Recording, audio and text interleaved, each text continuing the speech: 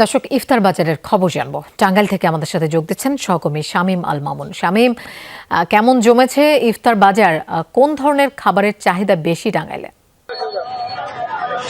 লোপা ইফতারের বাজার কিন্তু বরাবরই টাঙ্গাইলে খুবই জনপ্রিয় হয়ে ওঠে।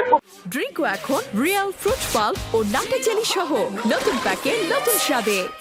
প্রতি বছরই কিন্তু এই ইফতার বাজারগুলো হচ্ছে যে টাঙ্গাইলের যে নিরালা মোড়ের যে পয়েন্টটি রয়েছে, এই পয়েন্টটিতে কিন্তু ইফতারের বাজারটা একেবারে জমজমাট হয়ে ওঠে। এখানে যে কিছুক্ষণ হোটেল রয়েছে, পিয়াসি হোটেল রয়েছে, এই যে হোটেলগুলো রয়েছে এগুলো থেকেই কিন্তু প্রতি বছরই হচ্ছে যে এখানে প্রচুর পরিমাণে বিভিন্ন ধরনের পিঠা জাতীয় সামগ্রী থাকে, বুট পেঁয়াজু থাকে, সেগুলো তো সচরাচর বুট পেঁয়াজু থাকে। এছাড়া হচ্ছে যে সাসমিক রয়েছে, চিকেন টোস্ট রয়েছে, এছাড়া হচ্ছে যে হালিম টাঙ্গাইলে স্পেশাল।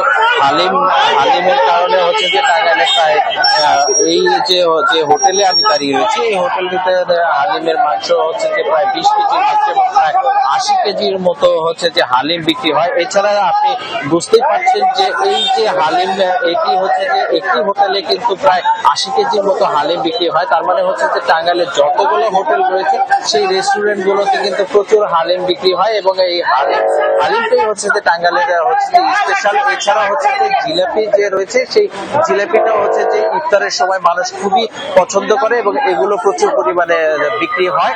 টাঙ্গাইলের ইফতার বাজার এই ছিল আমার কাছে, এবং প্রচুর জমজমাট হয় ইফতারের আগ মুহূর্তে ইফতার বাজারগুলো। শামীম, আপনাকে ধন্যবাদ আমাদের সাথে যোগ দেওয়ার জন্য।